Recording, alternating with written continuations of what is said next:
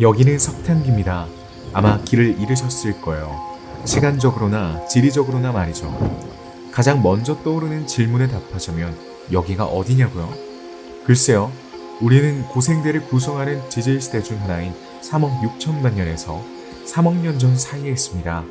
약 총 2억 8,800만 년 동안 지속된 고생대는 6개의 시기로 나뉩니다. 고생대에는 생명체가 새로운 진화의 전환점을 경험했습니다.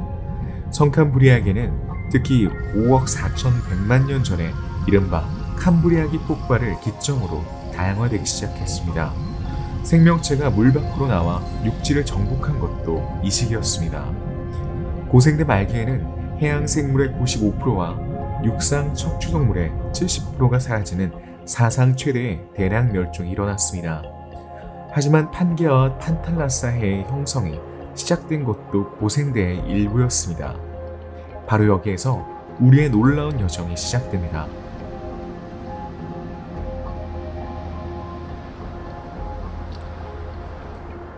지구의 지층을 더 정확하게 이해하려면 지구의 지층을 구성하는 주요 지점을 알아야 합니다.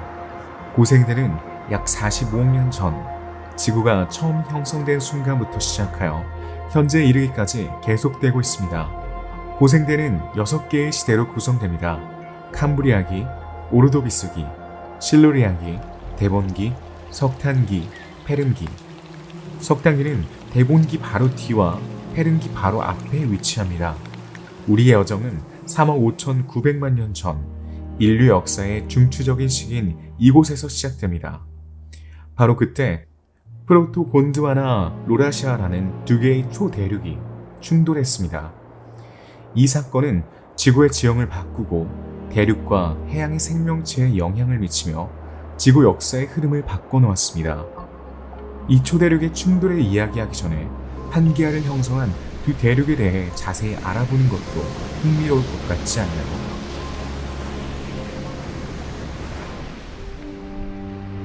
프로토곤드와나는 로디니아에서 태어났습니다.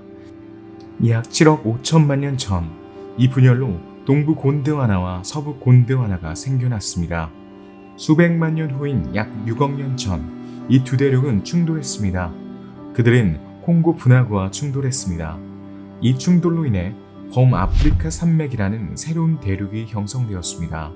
이 산맥과 그 뒤에 있는 지질학적 메커니즘은 조산으로 알려져 있습니다.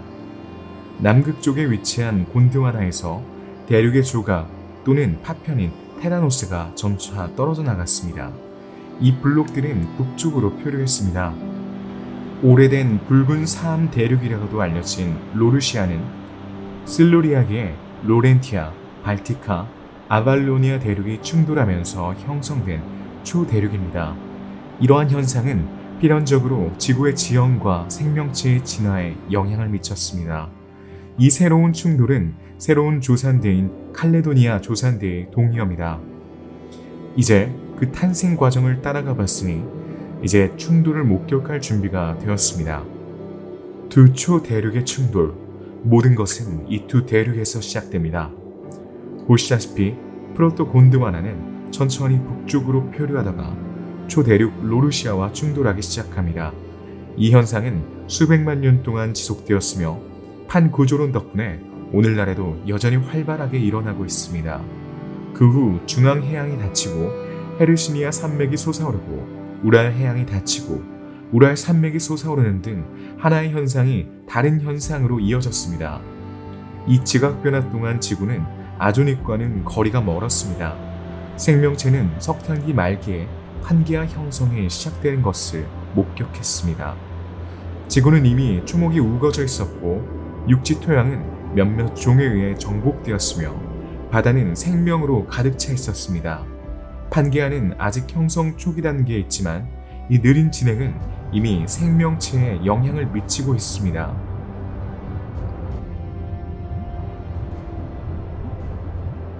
눈앞에 펼쳐지는 석탄기의 파노라마에 감탄하는 모습이 눈에 선합니다. 아마도 이 풍경에 대해 몇 가지 궁금한 점이 있고 더 자세히 알고 싶을 거예요. 이곳에 누가 숨어 있는지 알아보기 위해 몇 군데를 둘러볼 거예요. 이리 와서 따라오세요.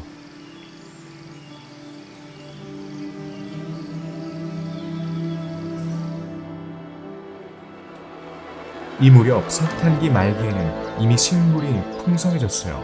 다양한 크기의 양치식물, 양치류, 나무의 표본이 많이 발견되었습니다. 또한 종자식물과 침엽수도 폭발적으로 증가했습니다. 지금 보고 계신 풍경은 오랜 세월이 지난 후 화석화되어 석탄 매장지가 된 것입니다. 경질 석탄은 특정 등급의 석탄에 해당하는 퇴적 탄소질 암석입니다. 검은색을 띠며 식물 유기체의 탄화에서 비롯됩니다. 이러한 이유로 이 시기를 석탄기라고 합니다. 이렇게 많은 양의 숯이 매장된 것은 나무 껍질, 특히 나무 껍질 있는 나무의 출현과 북미 유라시아의 광활한 늪과 숲이 퍼졌기 때문입니다. 이러한 늪의 형성은 의심할 여지 없이 매우 낮은 해수면에 영향을 받았습니다.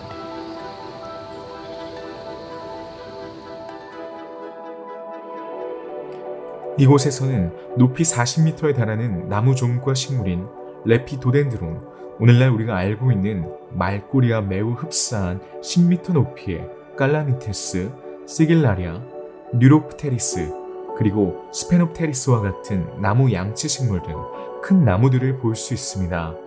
몇 미터 떨어진 곳에 또 다른 큰 나무가 많은 공간을 차지하고 있습니다.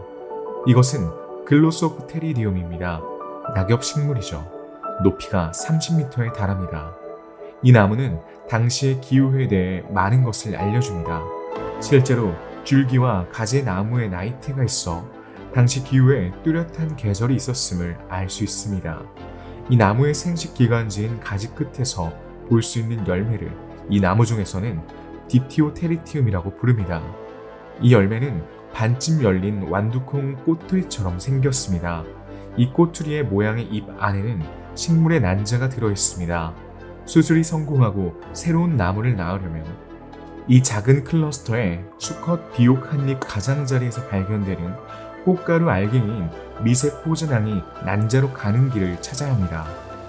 수컷의 생식기관을 에레트모니아라고 합니다.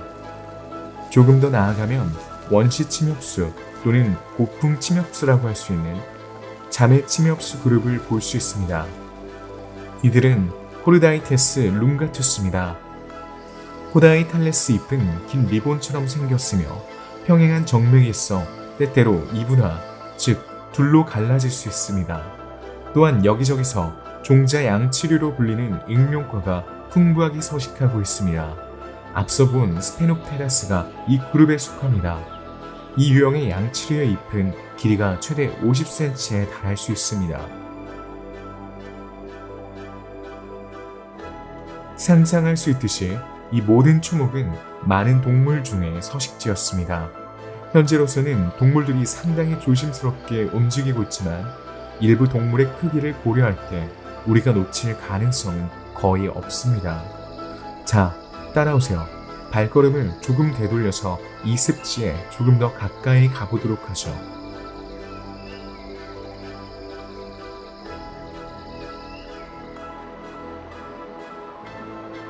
바닷물 상승에 대해 이야기하기 완벽한 시기입니다.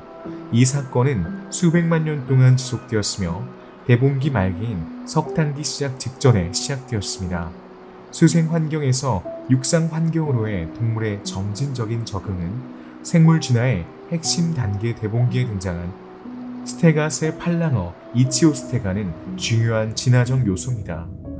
이크티오스테가는 어류와 양서류 사이의 연결고리입니다. 이 물고기의 몸은 중력과 싸우는데 훨씬 더 잘 적응했습니다. 육지에서는 물이 더 이상 양력의 역할을 하지 않기 때문에 모든 것이 변하기 때문입니다. 근육과 뼈 구조가 강화됩니다. 이를 통해 이 동물들은 상당히 에너지를 소비하지 않고도 더 쉽게 움직일 수 있습니다.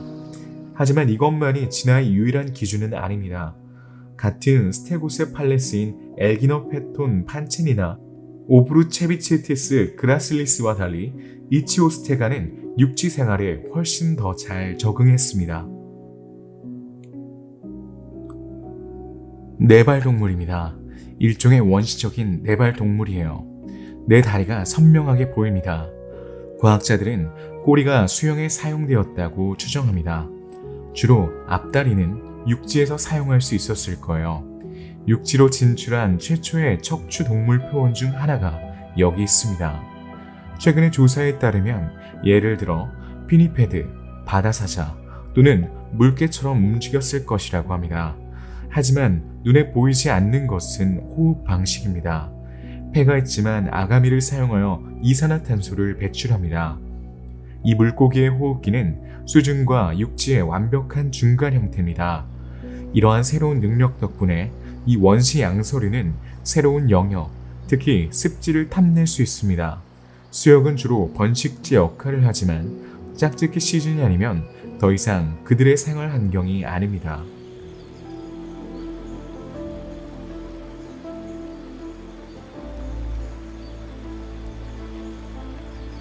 수백만 년 동안 풍요로운 자연과 무성한 초목 덕분에 동물들은 잘 지내고 성장하고 번식할 수 있었습니다. 날개 달린 곤충, 노래기, 거미, 전갈, 양서류, 파충류가 말꼬리, 거대한 양치류, 최초의 침엽수 사이에서 살았습니다. 탄소기 숲은 생명으로 가득 차 있습니다. 하지만 역설적이게도 이 척추동물과 무척추동물 중 채식주의자는 거의 없습니다. 맞습니다. 이 식단은 당시 지구의 토양을 채웠던 종의 메뉴에 아직 없었습니다.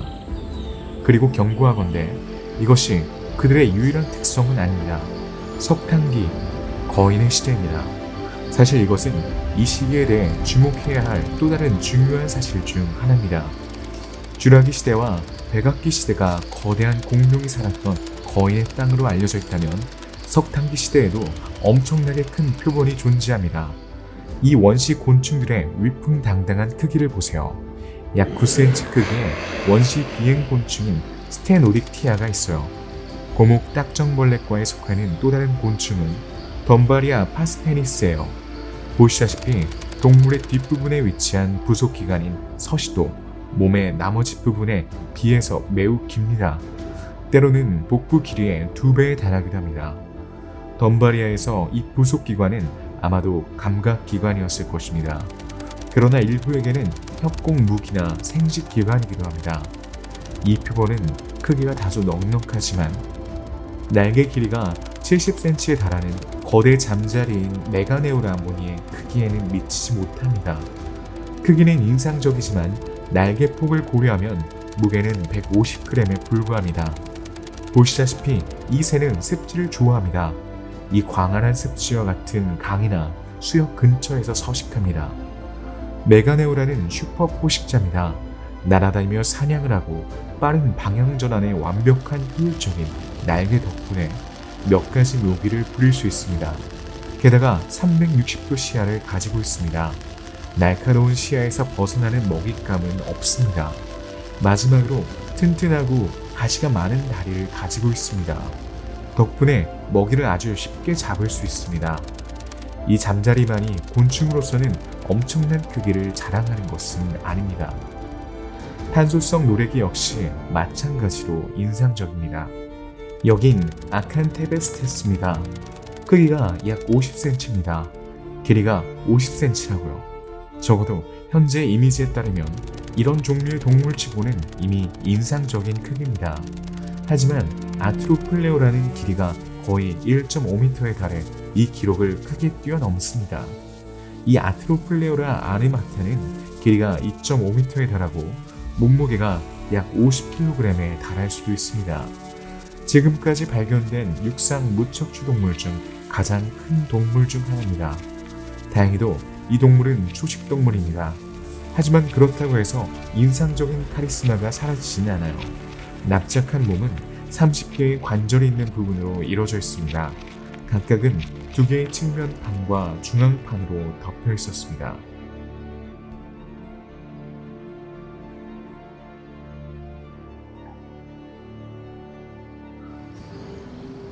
크기만큼이나 인상적인 또 다른 종은 메가라크네 서비네입니다. 이 종은 주로 바다 전갈이라는 별명을 가진 수생생물인 유로피데리과에 속하는 종입니다. 하지만 이 표본은 조금 특별합니다. 희귀한 육상 유럽종 중 하나이기 때문입니다. 메가라크네 서비네이는 거미를 닮았습니다. 이 원시 거미류는 사람 얼굴만한 크기로 매우 인상적입니다. 이 작은 짐승을 친구로 받아들이지 않는 사람들을 놀라게 하고 겁에 질리게 하기에 충분합니다. 몸의 길이는 34cm이고 위쪽 다리 사이의 거리는 최대 60cm입니다. 이 모든 생물이 거인이라면 그들이 사는 환경이 어지러운 성장에 적합하기 때문입니다.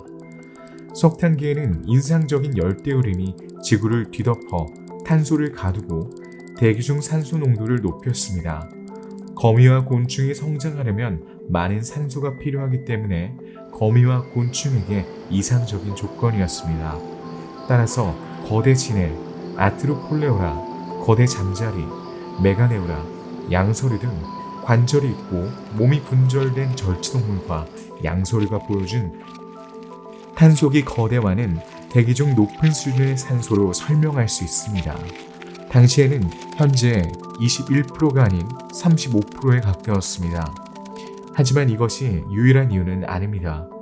포식자가 사실상 부지하고 먹이가 풍부했던 것도 이들의 어지러운 성장에 도움이 되었을 수 있습니다. 이 거대한 곤충과 거미에게는 적이 거의 없습니다. 대부분의 먹이 사슬에 최상위에 있었기 때문이죠. 하지만 거대함은 이러한 동물에만 국한되지 않았습니다. 양서류도 그들만의 헤비급 카테고리를 가지고 있었습니다. 아직은 석탄기에 속하지만 최초의 네발 양서류에 대해 소개해드리고자 합니다. 따뜻하고 습한 환경과 대기 중 산소가 풍부했던 환경은 많은 종의 발달에 기여했습니다. 여기 그중 하나가 있습니다.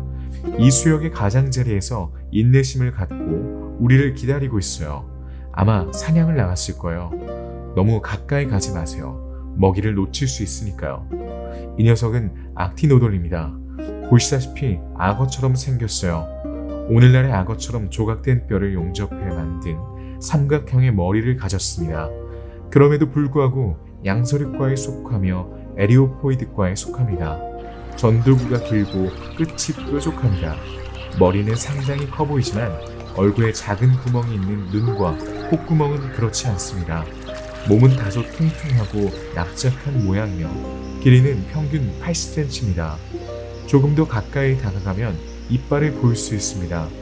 날카로운 이빨로 먹이를 잡을 수 있는 육식동물입니다. 이 동물과 매우 유사한 또 다른 동물은 스테고세팔루스과에 속합니다.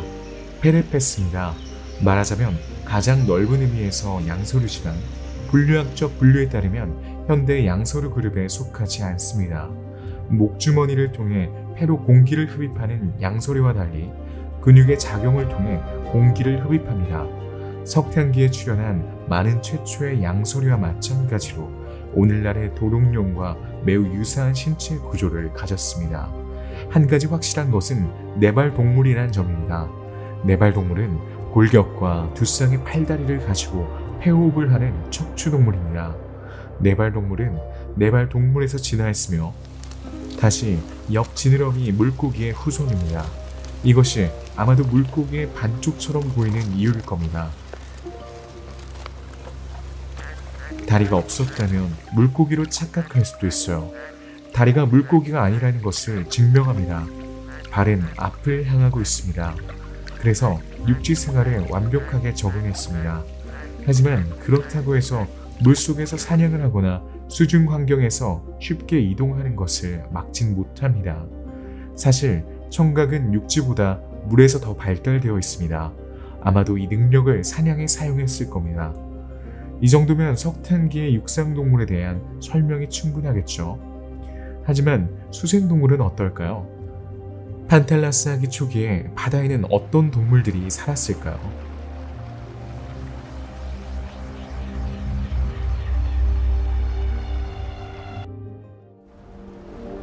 이 광활한 바닷물 양쪽에서 동식물이 발달하고 다양해지며 점점 더 풍부해지고 있다고 말할 수 있습니다. 자연은 육지에서는 석탄기라는 아주 최근의 일이지만 바다에서는 오래전부터 형성되어 왔습니다. 해저에는 자연이 무성하고 많은 종들이 번성했습니다. 수백만 년에 걸쳐 산호는 확장되고 다양해졌습니다. 산호는 특히 따뜻한 바다에서 광범위한 산호초를 형성할 수 있었습니다. 이상적인 자연 서식지를 제공하는 산호초에서 멀지 않은 곳에 동물들이 살기 시작했습니다. 그들 중 일부는 줄기 덕분에 땅에 단단히 달라붙어 있습니다. 여기에서는 노란색 블라스토이드, 오르포크리누스, 빨간색 크리노이드를 볼 수 있어요. 둘 다 극피 동물과에 속합니다. 아마 여러분도 모르는 사이에 극피 동물과에 속하는 몇 종을 만나보셨을 거예요. 극피 동물은 성게와 불가사리를 예로 들 수 있습니다. 이 동물들은 방해석 결정으로 구성된 내부 골격을 가지고 있습니다. 이 방해석 결정은 동물의 조직에서 가볍지만 저항력이 강한 구물망으로 구성되거나 성게처럼 얇은 세포층으로 덮인 갑각류를 형성하는 석회질 판으로 구성될 수 있습니다.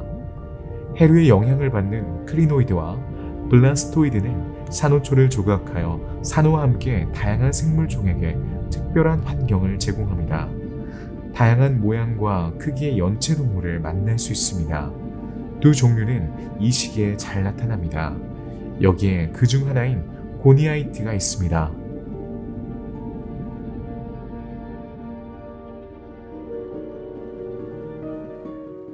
이 동물의 화석은 오늘날 모로코의 에르푸드 매장지에서 많이 발견되고 있습니다.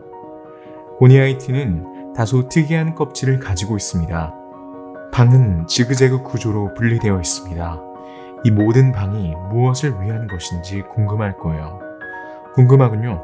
흥미로운 질문이에요. 질문해 주셔서 감사합니다. 가장 큰 방은 동물의 생활 공간이었어요. 다른 작은 방은 가스로 채워져 있었습니다. 이 방들은 정수함 역할을 했습니다. 골격에는 세 가지 주요 유형이 있습니다. 인간과 같은 내골격, 동물의 몸 바깥에 있는 외골격, 그리고 수골격이 그것입니다. 골격은 고니아타이트의 경우처럼 가스 형태일 수 있는 액체로 채워진 구멍으로 구성됩니다. 이 구멍은 근육으로 둘러싸여 있습니다. 유체의 압력과 주변 근육의 작용은 신체의 모양을 수정하고 움직임을 생성합니다. 수영하거나 파낼 수 있습니다. 고니아이트는 두 개의 잘 발달된 눈과 촉수를 가지고 있었지만 하나의 평면에 감겨있는 껍질은 미학적으로 보기 좋지만 수영에는 도움이 되지 않았습니다.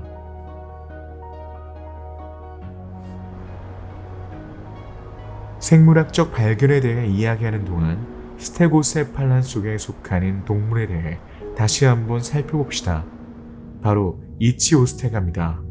이것은 길이가 약 1.5m인 대형 종으로 물고기나 도룡뇽과 다소 비슷합니다. 골격은 약간 특이하며 특히 어깨와 엉덩이를 척추에 연결하는 뼈의 일부가 특이합니다. 어깨 거들과 골반 거들은 육지의 생활 방식을 지탱할 수 있을 만큼 튼튼해 보입니다. 모양만 놓고 보면 물고기처럼 생겼습니다. 가까이 다가가면 쉽게 헤엄칠 수 있는 꼬리와 항해에 도움이 되는 지느러미가 있는 것을 볼 수 있습니다. 바다에는 진짜 물고기가 정말 많아요. 한 마리를 직접 만나보고 싶으신가요? 우리가 알고 있는 가장 오래된 물고기 중 하나인 아란다스피스로 시작하죠. 오르도비스기 시대에 처음 등장했지만 석탄기 시대에도 중요한 역할을 했어요. 턱은 없지만 등딱지로 둘러싸여 있습니다. 따라서 아마도 필터 피더였을 것입니다. 몸은 유선형이고 크기는 약 15cm입니다. 이 물고기를 자세히 보면 지느러미가 없다는 사실을 알 수 있습니다. 물속을 이동하려면 추진력을 사용해야 합니다. 납작하고 수직인 꼬리가 이 역할을 했을 겁니다. 올챙이처럼 움직이죠. 유스테놉테론은 대봉기에 출현하여 민물과 바닷물 모두에서 살았습니다. 아란다스피스와 달리 유스테놉테론은 매우 효율적인 지느러미를 갖추고 있었어요. 실제로 유스테놉테론은 뒷지느러미 덕분에 빠른 스윙을 할 수 있었습니다. 이 능력은 탈출뿐만 아니라 턱선이 포식자임을 암시하는 것처럼 사냥에도 유용했습니다. 클라이 마티우스 역시 대봉기 시대에 출연했으며 가시상어과에 속하는 동물입니다. 아마도 학교에 살았을 거예요. 클라마티우스는 강력한 꼬리 지느러미와 안정된 지느러미로 활발하게 헤엄쳤어요. 다른 물고기와 가끔 갑각류를 먹기도 했습니다. 아래턱은 오늘날의 상어처럼 날카로운 이빨로 채워져 있었으며 이빨은 마모되면 자동으로 재생됩니다. 반면 위턱에는 이빨이 전혀 없었습니다. 하지만 그렇다고 해서 먹이를 먹는 것을 막을 수는 없겠죠. 이 물고기는 훌륭한 사냥꾼이지만 여전히 뒤를 조심해야 합니다. 육지와 바다에는 항상 위험에 도사리고 있으니까요. 이번에는 이 물고기 떼에서 불과 몇 미터 떨어진 곳에 있는 무시무시한 포식자 모르상어 스테타칸투스가 나타났어요. 이 물고기는 지구상에서 살았던 최초의 연골 어류 중 하나입니다. 이 물고기는 바닷물과 민물 모두에 완벽하게 적응했죠. 스테타칸투스는 70cm에서 2m까지 자랄 수 있어요. 이 물고기의 특별한 특징 중 하나는 피부 상아질입니다. 이 이빨은 바다의 거인을 공격하려는 포식자로부터 자신을 방어하는 역할을 했을지도 모릅니다. 이 상어는 물고기뿐만 아니라 작은 상어에게도 실질적인 위협이 되었습니다.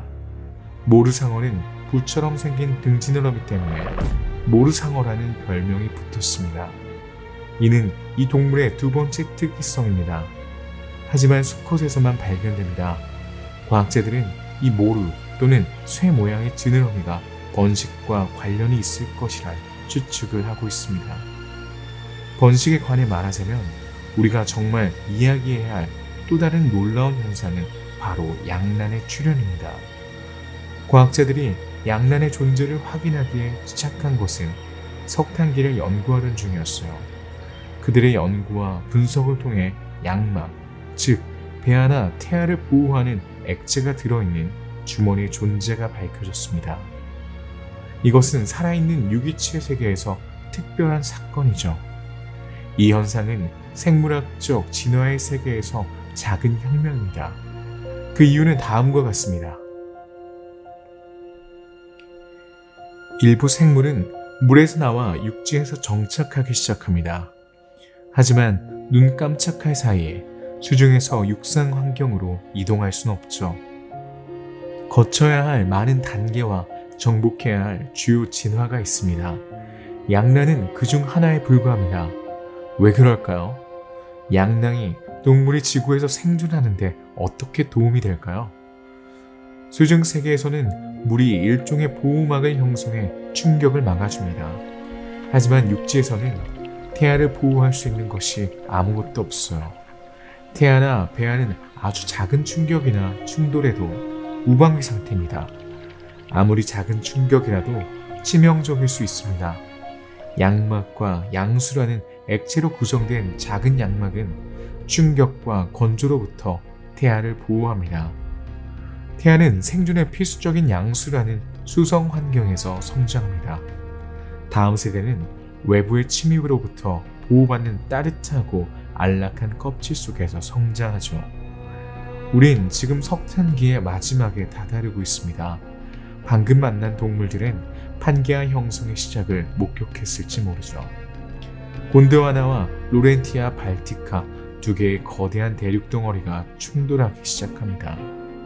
충돌은 로렌시아 쪽의 해안과 곤드와나 쪽의 모로코에서 처음 일어났습니다. 가장 최근의 충돌은 에팔레치아에서 발생했습니다. 더 서쪽에는 여전히 바다의 일부가 존재했죠. 이제 여행의 다음 단계인 페름기 지층으로 이동합니다. 여기 판게아, 하나의 땅, 판탈라사가 지평선 너머로 보입니다. 이번에는 유라메리카, 아시아, 곤드와나 사이의 접점이 실제로 모습을 드러냅니다. 페름기 동안 우리가 그토록 만나길 기다리던 초대륙이 탄생했죠. 동남아시아의 일부를 제외한 이 땅들은 판게아라는 하나의 초대륙으로 합쳐졌습니다. 판게아는 적도에서 극지방까지 뻗어 있었으며 판탈라사 또는 우주 바다라는 하나의 바다로 둘러싸여 있습니다. 페름기 상부부터 판게아를 동서로 가르지르는 또 다른 바다인 테티스해가 열리면서 판게아는 더 이상 완전히 외롭지 않았습니다. 상상할 수 있듯이 이러한 지리적 변화와 지질학적 격변, 중요한 육상 활동은 지구의 생명체에 영향을 미쳤습니다. 판게아는 계절과 시간에 따라 기온과 강수량의 변화가 매우 컸습니다. 예를 들어 판게아의 중심부의 기온은 하루 동안 0도에서 40도까지 변화할 수 있습니다. 많은 종의 경우 이러한 변화하는 환경에 대처하기가 어렵습니다. 과학자들에 따르면 일부 동물은 이 어려운 기후에 적응하도록 진화했다고 합니다. 일부 동물은 체온 조절 장치로 추정되는 일종의 베일을 갖추고 있어 아침에 태양열을 포집하고 낮에는 열을 배출할 수 있습니다. 판게아 중부는 대부분 건조하고 기온이 높으며 강수량이 적지만 극지방에는 석탄기부터 지속된 빙하가 남아 있습니다.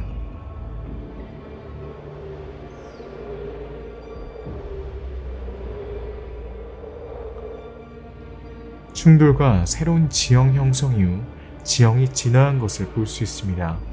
우선 지형부터 살펴봅시다. 특히 에팔레치아 산맥과 우랄 산맥, 오스트리아 알프스 산맥이 더 높아졌습니다. 이 시대는 또한 육지보다 바다가 발전한 시기이기도 합니다. 페른기 내내 해수면은 낮았습니다. 이는 또한 트라이아스기의 바다의 침략이 시작되었습니다. 헤르시니아 사슬은 원소의 영향으로 침식되기 시작했고 대산구의 중앙의 주요 화산은 활동을 중단했습니다. 도미노 효과로서 이러한 모든 지질학적 격변은 살아있는 유기체, 특히 육상동물에 불가피한 영향을 미쳤습니다. 지금까지 살펴본 바와 같이 기후는 이러한 많은 변화에 영향을 받았죠. 이러한 기후 격변의 근원은 의심할 여지 없이 육상활동입니다. 페름기에는 기후가 훨씬 더 건조하고 따뜻했습니다.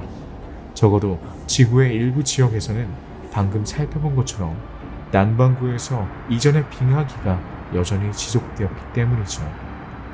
이러한 기후와 온도의 변화는 과거에 발견된 식물의 특성을 변화시켰습니다. 지금까지 풍요로웠던 식물들은 이제 새로운 기후의 가뭄과 혹독함을 온전히 감당해야 할 겁니다. 여기에는 거대한 석송과 말꼬리가 포함됩니다. 작은 종자 양치식물이 큰 양치식물을 대체했습니다. 침엽수도 증가하고 있습니다. 물론 이러한 변화는 급진적이진 않지만 시간이 지남에 따라 점진적으로 나타납니다. 페름기 초기의 식생은 석탄기 초기의 식생과 매우 유사했습니다. 예를 들어 애기수선화와 시글라리아를 발견할 수 있습니다. 그러나 점차 북반구의 왈키아나 여행 초기에 관찰한 글로소프데리달과 같은 침엽수로 대체되었습니다. 동물군의 측면에서 페름기는 역설적입니다.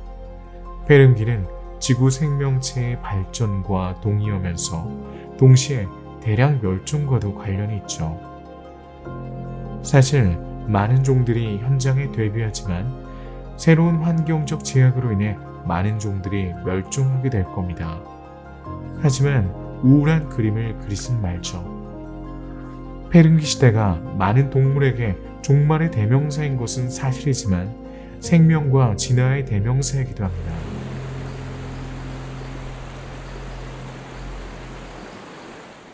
이 시기의 상징적인 종인 디메트로돈에 대해 알아봅시다. 이 과에는 다양한 크기의 여러 종이 있습니다. 대략적인 크기를 알려드리자면 이들은 3m 이상 차이가 납니다. 가장 작은 종은 길이가 약 60cm입니다. 디메트로돈 데우토니스입니다. 하지만 우리가 여기서 관심을 갖는 가장 큰 공명은 안젤레시스 디메트로돈입니다. 거의 4m에 달하죠. 주요 특징은 길쭉한 신경가시로 이루어진 베일입니다. 이는 척추뼈의 연장을 형성합니다. 돛은 또한 혈관에 의해 공급되는 연조직으로 구성되어 있습니다. 이 디메트로돈의 이러한 특수성 덕분에 페름기 동안 특정 지역의 온도 변화를 견딜 수 있었을 것입니다. 특히 한계와 중부의 건조한 지역에서는 하루 동안 기온이 단 몇 시간 만에 0도에서 거의 40도까지 극과 극으로 변할 수 있었습니다. 생존을 위해 동물들은 몸에서 열을 배출할 수 있어야 했습니다. 다른 동물 그룹도 점차 지구상에서 발달했습니다. 페름기에는 파충류의 존재가 특히 두드러집니다. 앞서 언급한 알과 비늘 그리고 기타 새로운 생리적 능력 덕분에 파충류는 생물학적 진화를 통해 지구의 토양에서 점차 자신의 자리를 개척할 수 있었습니다. 포유류 파충류로 알려진 시냅스목, 아넵스목, 파레이아사우루스, 그리고 앞서 언급한 체온 조절 베이를 가진 유명한 동물인 헬리코사우루스 등 많은 시냅스목 파충류가 발견됩니다. 시냅시드는 페름기의 지배적인 종입니다. 그중 첫 번째 종인 리케놉스 오르나투스를 소개합니다. 그 이름은 늑대의 얼굴을 의미합니다. 몸 길이는 약 1m, 몸무게는 약 15kg입니다. 두개골은 다소 길고 얇습니다. 객과 동물과 매우 유사한 송곳니를 입에서 볼 수 있죠. 송곳니는 윗턱과 아래턱에 있습니다. 또한 날카롭고 뾰족한 송곳니를 가지고 있어 먹이를 찌르고 살을 찢는 데 이상적이죠. 또 다른 시냅스도 페름기에 살았습니다. 이노스트 란스비아 알렉산드리라고 합니다. 이 역시 육식동물이죠. 골격은 매우 견고하고 두개골은 넓고 두껍고 치열은 매우 발달했으며 송곳니는 다른 이빨보다 길었습니다. 송곳니의 길이는 15cm에 달합니다. 게다가 턱의 벌어진 각도가 특히 넓습니다. 먹이를 쉽게 잡아서 치명적인 물림을 가할 수 있습니다.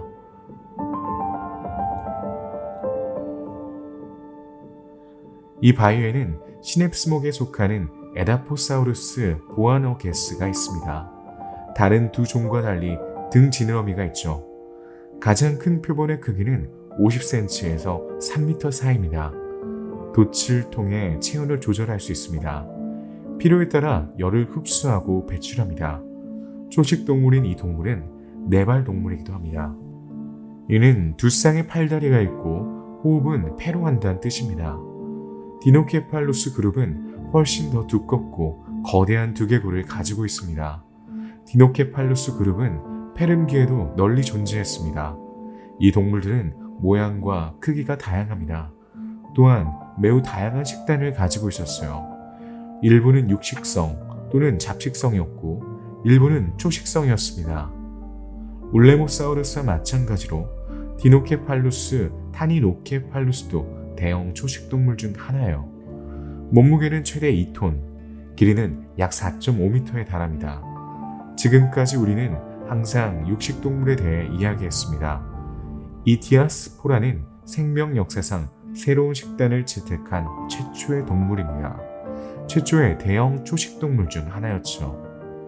거대한 몸집에도 불구하고 디노케팔루스 티타노포네우스가 가장 선호하는 먹잇감이었습니다. 이 포식력을 짐작할 수 있도록 고대 그리스어로 거대한 살인자라는 뜻의 이름이 붙여졌습니다. 몸 길이는 3m에 달합니다. 머리만 80cm가 넘죠.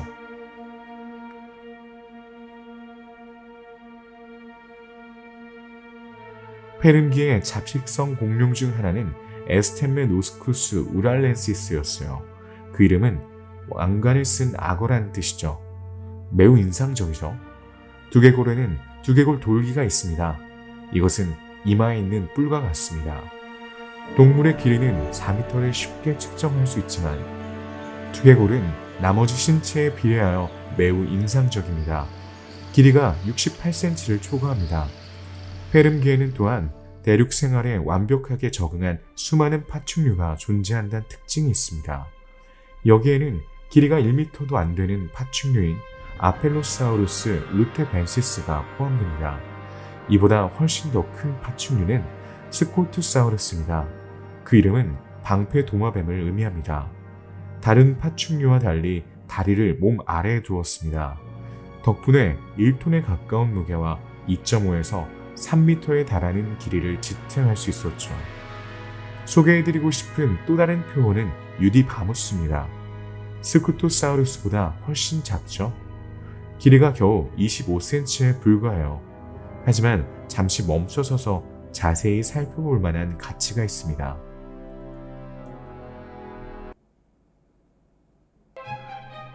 제가 이 작은 도마뱀을 소개하는 이유는 지금까지 만난 다른 척추동물과 달리 이 도마뱀은 매우 독특한 걸음걸이를 가지고 있기 때문이죠. 보시다시피 이 도마뱀은 두 개의 뒷다리로 걷습니다. 아마도 지구 역사상 최초의 이족보행 척추동물일 겁니다. 양서류에 대해 다시 한번 이야기하기 위해 이 물길 따라 짧은 여행을 떠나보겠습니다. 양서류의 생김새는 매우 독특하며 같은 분류에 속하지만 실제로는 서로 상당히 다릅니다.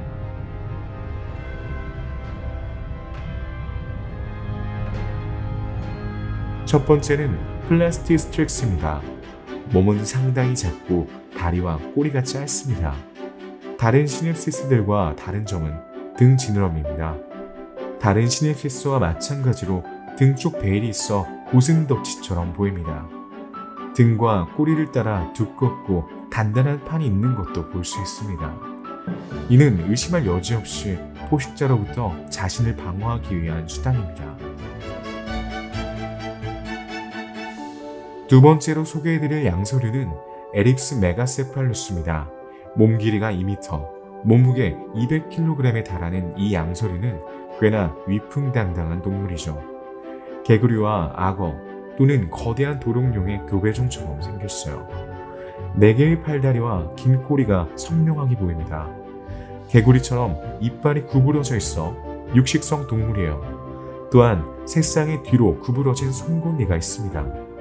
이는 사냥 스타일에 대한 단서를 제공합니다. 먹이를 가둬서 삼키죠.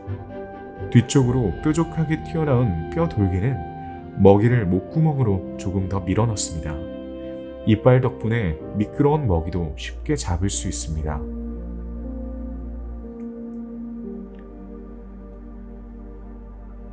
이제 디플로카울러스를 소개합니다.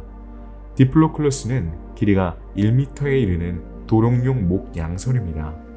다양한 크기의 객체가 알려져 있습니다. 부메랑 모양의 두개골로 알아볼 수 있습니다. 머리에 있는 이 돌기의 목적은 불분명하죠. 과학자들은 이 주제에 대해 몇 가지 가설을 제시했습니다. 첫 번째는 작은 팔다리와 짧은 꼬리 때문에 수영을 잘 하지 못했을 것이란 가설입니다. 두개골이 수중 돈 역할을 하여 해류에 기대어 수면 위로 떠오르거나 반대로 부드럽게 다시 바닥으로 가라앉을 수 있었을 겁니다. 두 번째 가설은 좀 더 방어적인 성격의 가설입니다. 실제로 디플로카울러스는 그 모양을 고려할 때 삼키기 어려운 동물입니다. 마지막 가설은 일종의 위장 기능을 제한합니다. 부메랑 모양의 뼈 부분을 감싸고 있는 넓고 유연한 피부는 서식지의 해저와 매우 유사한 색이었을 것입니다. 이 양서류는 땅바닥에 숨어 먹이가 지나가기를 참을성 있게 기다릴 수 있었을 것입니다. 물속에 잠긴 시간을 이용해 판탈라스에게 물놀이를 해보는 건 어떨까요? 공기는 건조하고 더위는 견디기 힘든데 물은 우리를 시원하게 해줄 거예요. 그리고 누가 알겠어요? 새로운 종을 만날지도요. 여기 광활한 바다에 도착했습니다. 보시다시피 산호초는 많이 변했어요. 산호초는 더 크고 풍부해졌고 서식하는 생물종도 훨씬 더 다양해졌어요. 물론 산호는 군락을 이루는 단독으로 살든 다시 돌아왔지만 더 이상 산호만이 이 귀중한 산호초의 건축물을 형성하는 숙련된 건축업자가 아닙니다. 스펀지 덕분에 산호초는 무한한 수의 생물종으로 보호구역을 확장할 수 있게 되었습니다. 길이가 2m가 훌쩍 넘는 이 스펀지를 보세요. 노란색 해면인 자이언트 스폰지아입니다. 브라치오포드도 이곳을 좋아했습니다. 이곳은 먹이와 은진처의 천국이죠. 산호초는 이들에게 먹이를 제공할 뿐만 아니라 가장 무시무시하고 위험한 포식자로부터 보호해줍니다. 그것만으로는 충분하지 않을 때 자연은 진화의 덱을 재구성합니다. 여기에서는 조금 특별한 브라치오포드를 볼 수 있어요. 노틸로이데스 쿠페로세라스입니다. 껍질을 자세히 보면 가시로 덮여 있는 것을 볼 수 있습니다. 이들은 필터 피더로 동물성 플랑크톤이나 식물성 플랑크톤과 같은 아주 작은 생물체나 부유 유기입자를 먹이로 삼습니다. 서스펜션 피더라고도 합니다. 이 동물들은 물과 여과하여 미생물만 포식하는 시스템을 갖추고 있습니다.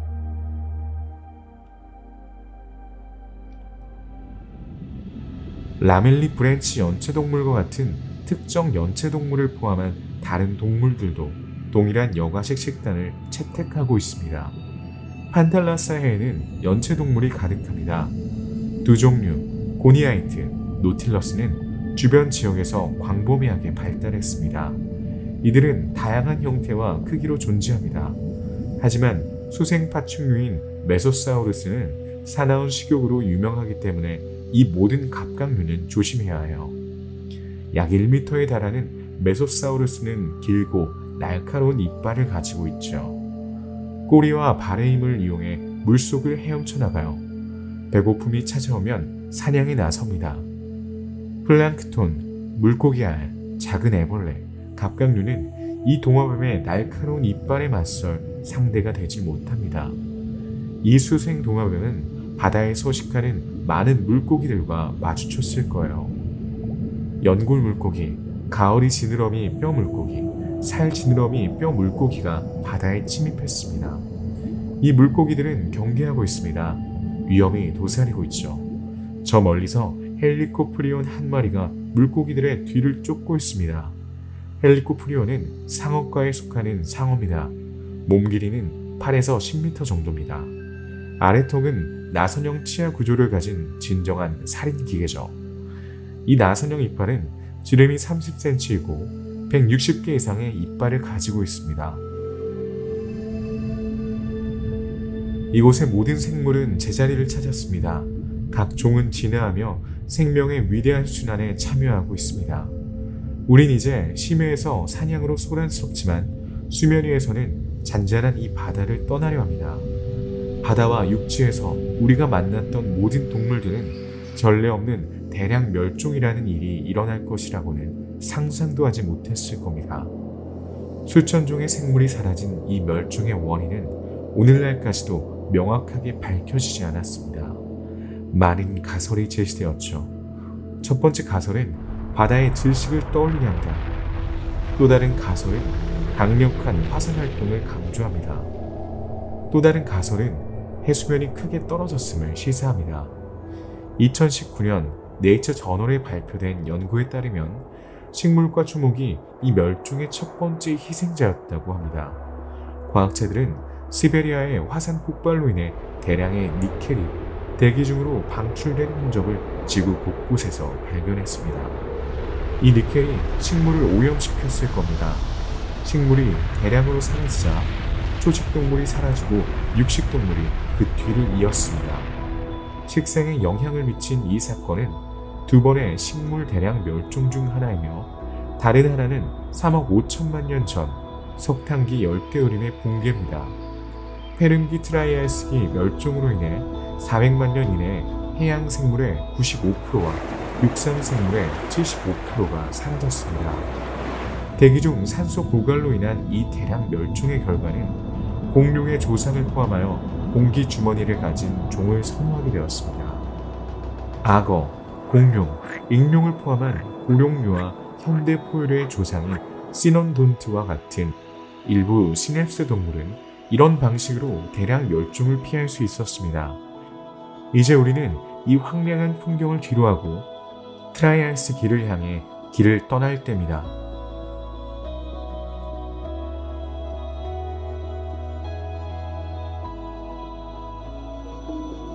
고생대를 떠나 중생대로 첫 발을 내딛습니다. 중생대의 첫 번째 시대인 트라이아스기는 우리 여정의 마지막 단계이기도 합니다. 사실 지구의 활동은 다시 한번 사물의 질서를 바꾸려고 합니다. 자연은 끊임없이 진화하고 있습니다. 똑같은 것은 없습니다. 수백만 년 후에는 동물들이 더 이상 한 대륙에서 다른 대륙으로는 마른 발로 힘겹게 이동할 수 없게 될 겁니다. 판게아는 서서히 분열을 시작할 겁니다. 이 현상에 대해 논의하기 시작 전에 아직 시간이 있을 때 판탈라사 해에 가야 합니다. 곧 이곳의 바다 풍경도 예전과 같지 않을 테니까요.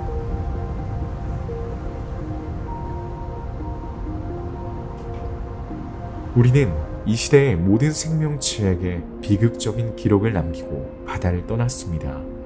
바다는 이 대멸종으로부터 여전히 회복 중입니다. 하부 트라이아스기에는 페름기, 트라이아스기 위기 이후 느리고 어려운 종의 재분화가 이루어졌습니다. 거의 모든 종이 지도에서 사라졌습니다. 산호초는 회복, 재생, 재구성을 위해 고군분투하고 있습니다. 지구에 생명이 처음 부화한 곳은 바다였습니다. 바다는 잿더미에서 다시 일어설 것입니다.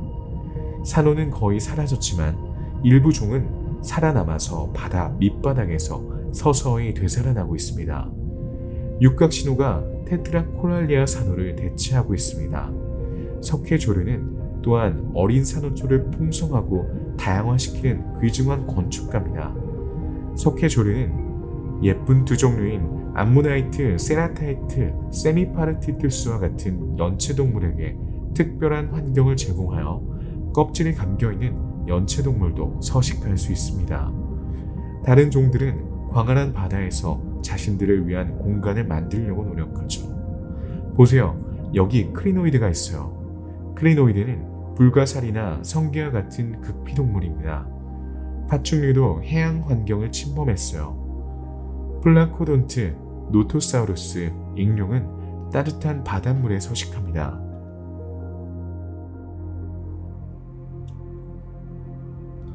트라이아스기 해양 용광류인 플랑코돈트에 대해 알아보는 것으로 여행을 시작해 볼까요? 플랑코돈은 해양 용광류에 속하며 몸은 커다란 갈비뼈로 형성된 갑과 또는 일부 종에서는 갈비뼈가 융합된 형태로 보호되고 있습니다. 조약돌처럼 생긴 커다란 이빨로 해저에서 캐낸 조개 껍데기를 부숴버렸어요.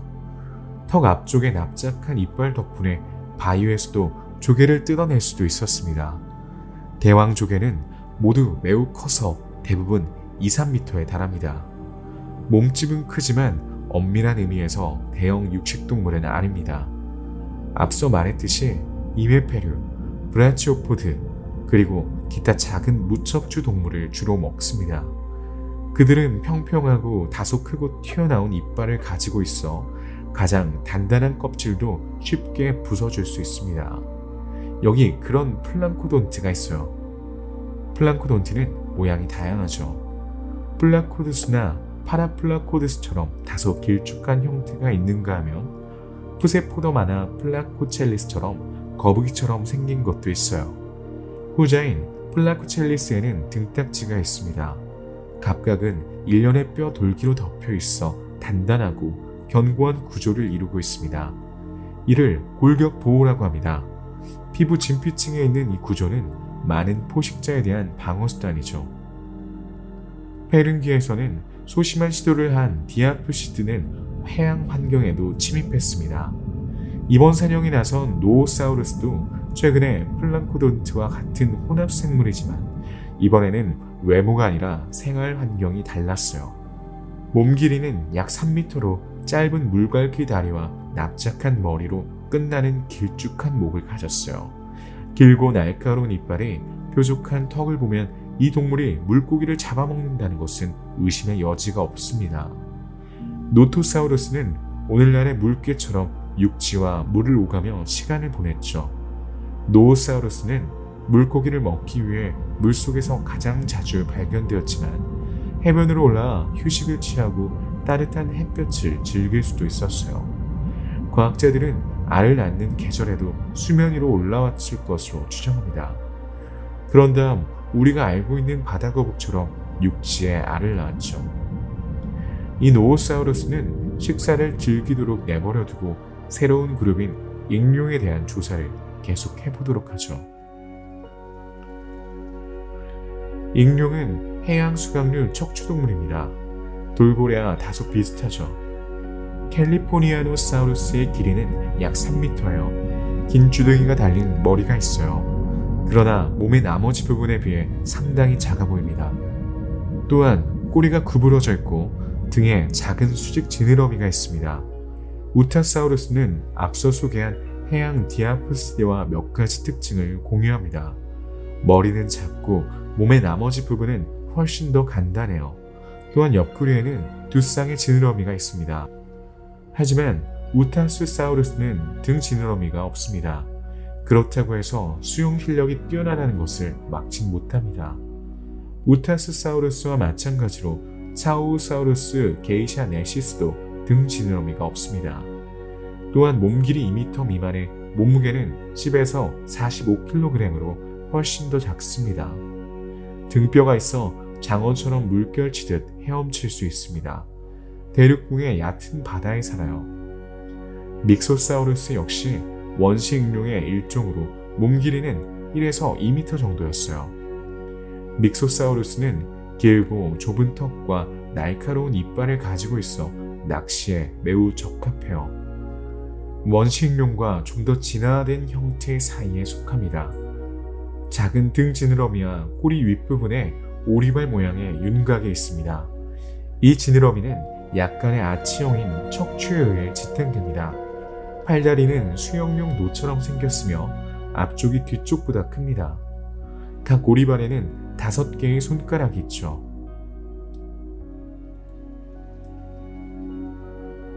이 익룡은 아마도 용광류 물고기인 펄레이두스와 교배했을 거예요.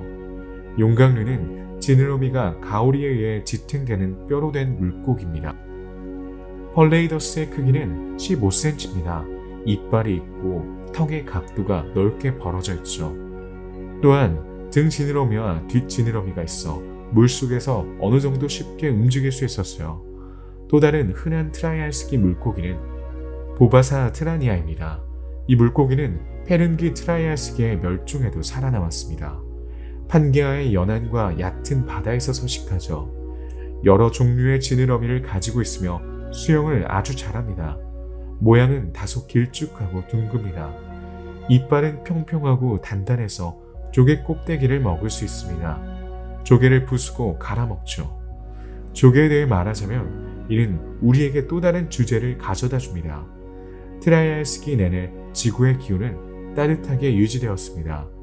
그리고 트라이알스기 말기에 이러한 기운은 새로운 유형의 플랑크톤인 석회질 플랑크톤과 나노플랑크톤의 출현에 유리하게 작용했고, 이는 생태와 해양의 먹이사슬 그리고 해양화학에 큰 변화를 가져왔습니다. 플랑크톤은 더 이상 본질적으로 식물성뿐만 아니라 동물성이기도 합니다. 바다를 떠나기 전에 마지막으로 한 가지 해양 생물을 소개해드리고자 합니다. 놀라운 해양 파충류인 아토본텐타투스 유니코스를 소개합니다. 이 파충류는 매우 길쭉한 몸통과 지금까지 본 파충류에 비해 다소 큰 팔다리를 가지고 있으며 머리는 하나뿐입니다. 이 독특한 모양은 이 파충류가 현수성 미세 포식동물이라는 것을 암시합니다. 즉, 아주 작은 생물체와 유기 음식물의 입자를 먹으며 부유하는 물을 걸러낸다는 뜻이죠. 그러나 새로운 화석과 이 동물의 유골을 관찰한 결과 결국 초식동물로 밝혀졌습니다. 따라서 가장 오래된 초식성 해양 파충류 중 그 하나로 알려져 있죠. 이 여정 동안 여러분은 그 시대를 상징하는 많은 종을 발견할 기회를 가졌을 거예요. 하지만 이제 광활한 바다를 뒤로하고 육지로 향하는 여정을 계속해야 할 때입니다. 이곳에서 자연이 서서히 되살아나는 모습을 볼 수 있을 거예요. 실제로 사라지지는 않지만 에너지가 고갈되고 점점 더 가난해져 있죠.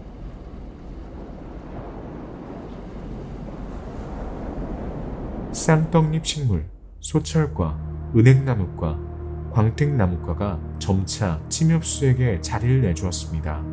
식물 덮개는 이제 특히 북반구에서 점점 더 무성해졌습니다. 그러나 판게아의 거대한 크기는 의심할 여지 없이 기후에 대한 해양의 영향을 제한했고, 따라서 거대한 사막이 판게아의 중심부까지 확장되어야 했습니다. 이곳의 생활 환경은 훨씬 더 어렵고 심지어 적대적이었습니다. 몇몇 양서류와 포유류 파충류는 페른기 트라이알스기 위기에서 살아남았지만 수강류, 파충류는 점점 더 중요해졌습니다. 그중 하나인 아르코사우루스는 생물학적 진화에서 핵심적인 역할을 하기도 했습니다. 과학적 연구에 따르면 아르코사우루스는 악어, 공룡, 익룡뿐만 아니라 트라이아스기 말에 사라진 그룹인 피토사우루스, 아에토사우루스, 라오이수키안도 탄생시켰습니다. 이 유파케리아는 당시 가장 잘 알려진 시조새 중 하나예요. 유파케리아 카펜시스는 날씬한 몸, 긴 꼬리, 길쭉한 머리를 가졌어요. 조금 전에 만났던 공룡의 기준으로 보면 작은 편에 속해요. 몸 길이는 약 55cm, 몸무게는 10kg에 불과합니다. 침처럼 생긴 작은 이빨과 뾰족한 엄지발톱을 가지고 있습니다. 이를 통해 흙이나 나무에 묻힌 곤충이나 작은 양서류를 파헤칠 수 있습니다. 이곳에는 대형 포식자가 많고 위험합니다. 이 작은 유파케리아는 생명의 순환에서 자신의 자리를 찾고 필요한 영양분을 공급하기 위해 속도라는 해답을 찾았습니다. 유파케리아는 앞다리보다 긴 뒷다리를 이용해 포식자로부터 도망치거나 먹이를 쫓아 짧은 거리를 달릴 수 있습니다.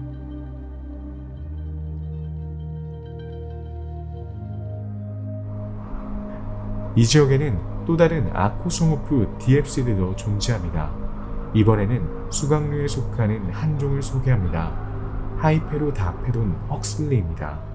짧은 삼각형 두개골, 완벽하게 맞물린 턱과 여러 줄의 이빨을 가지고 있어요. 아래턱에는 두 줄의 이빨이 있는데 하나는 위쪽 가장자리에 있고 다른 하나는 안쪽 가장자리에 조금 더 아래에 있어요. 또한 전합골 또는 앞니뼈가 있습니다. 이는 위턱의 앞부분에 위치한 두개골이 갈라져 있고 치아가 있는 뼈입니다. 후자는 입에서 튀어나오는 것을 볼 수 있죠. 이 모든 치아함대에도 불구하고 하이퍼다페돈 헉슬리는 초식동물입니다. 누가 생각이나 했을까요? 이는 거친 식물을 먹습니다.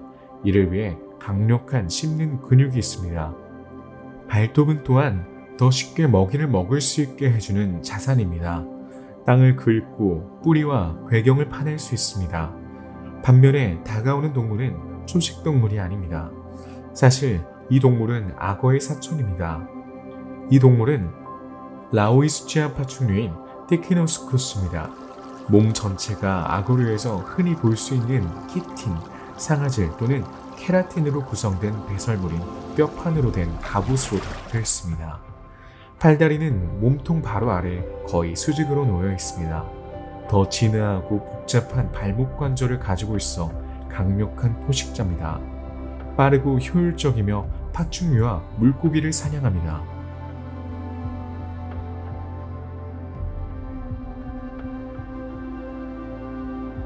지금 소개할 타니스트로페우스도 다른 파충류들과는 매우 다른 특징을 가지고 있습니다. 이번에 소개할 타니스트로페우스는 목이 3m로 매우 길고 전체 길이가 6m에 육박합니다. 꼬리와 목이 매우 인상적이죠. 이 타니스트로페우스는 여전히 수수께끼의 동물입니다. 과학자들은 타니스트로페우스의 식습관과 생활 방식에 대해 두 가지 가설을 제시했습니다. 첫 번째는 긴 목을 이용해 나무 높은 곳에 올라가서 나무에 사는 작은 파충류를 쫓아냈다는 가설입니다. 다른 사람들은 물고기를 잡아먹는다는 생각을 합니다.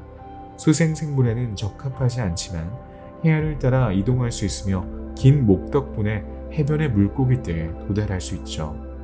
여기 시냅스목에 속하는 트리낙소돈이 있어요.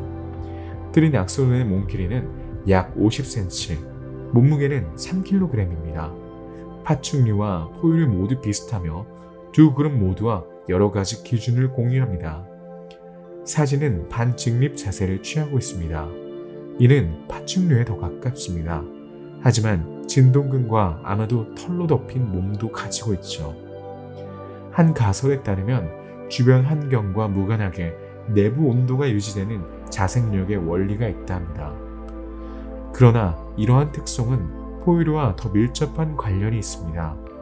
해름기의 위기에서 살아남을 수 있었던 것은 의심할 여지 없이 포유류의 생활 방식 덕분이죠. 이 야행성 동물은 굴을 파는 동물입니다. 앞니, 송곳니, 어금니로 치열이 분화되어 있습니다. 작은 초식동물과 무척추동물을 사냥합니다.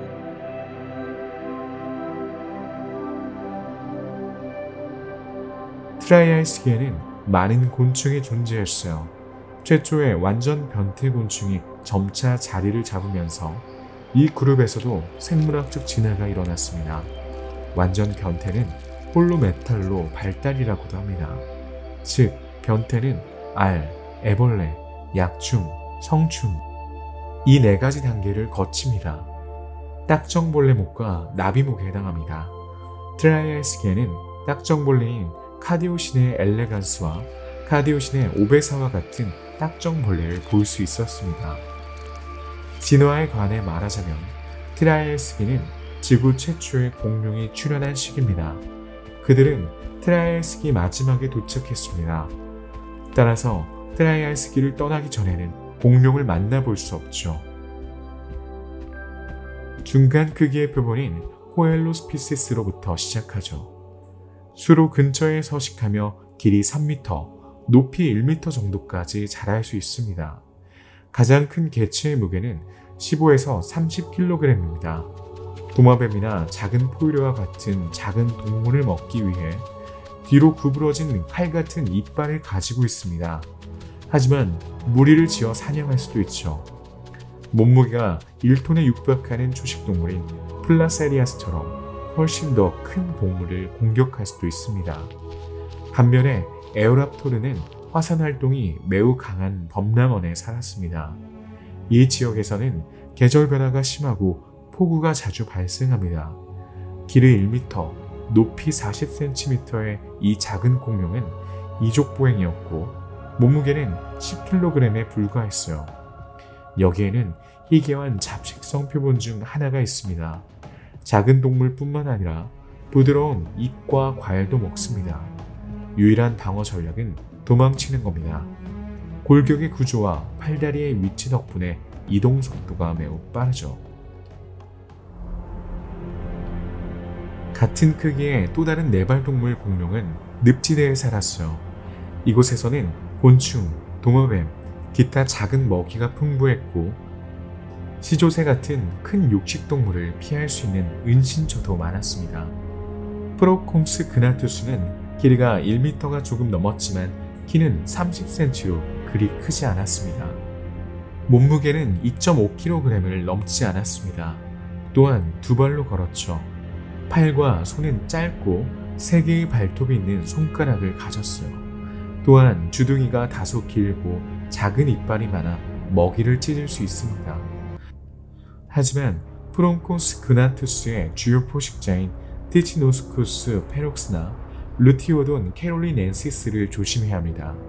이 모든 동물은 같은 지역에 사는 두 초식동물과는 마주친 적이 있을 겁니다. 플라테오사우루스 또는 에프라시아. 플라테오사우루스는 몸무게가 거의 4톤에 달하는 용광류 공룡이었어요. 길이는 8m였죠. 네 발로 걸었지만 필요에 따라 2개의 뒷다리로도 달릴 수 있었어요. 플라토사우루스는 작은 머리와 길쭉한 몸을 가졌죠. 강하고 튼튼한 팔다리와 길고 무거운 꼬리는 강력한 근육으로 무장하고 있었어요. 긴 목 덕분에 지상 3-4m 높이의 나뭇잎에 닿을 수 있었죠. 에프라시아는 또한 이족보행과 사족보행을 합니다. 이 초식동물은 4개의 이빨을 가진 전악골을 가지고 있습니다. 위석을 삼켜 위장에 저장하여 음식을 갈고 미네랄을 공급하는 데 사용했습니다. 가장 오래된 공룡 중 하나, 아니 최초의 공룡 중 하나로 트라이아이스기의 여행을 마무리하고 싶어요. 모든 공룡의 조상은 아니지만 의심할 여지 없이 가까운 친척인 것은 분명해요. 헤레라사우루스 이스키코 알라스텐시스는 길이가 3m에 달하며 이족 보행을 했고 생태계의 거의 모든 척추동물을 공격할 수 있는 포식자였죠. 고도로 관절이 발달한 턱과 살을 찢을 수 있는 구부러진 이빨을 가지고 있습니다. 팔과 팔뚝은 상당히 짧은 반면 손은 길쭉합니다. 처음 두 손가락과 엄지손가락은 날카롭고 구부러진 발톱으로 끝나는데 이는 먹이를 잡기 위한 겁니다. 네 번째와 다섯 번째 손가락은 발톱이 없는 구루턱입니다. 허벅지가 짧고 발이 상당히 긴 강한 뒷다리를 가지고 있어 빠른 주자였을 것으로 추정됩니다. 부분적으로 뻣뻣해진 꼬리는 몸의 균형을 잡아주고 속도에도 적합했습니다. 공룡의 특징 대부분을 공유하지만 특히 엉덩이 모양과 뒷다리 뼈에서 몇 가지 차이점이 있습니다. 의심할 여지 없이 매우 원시적인 공룡의 대표 주자이자 현재까지 알려진 가장 오래된 공룡 중 하나예요.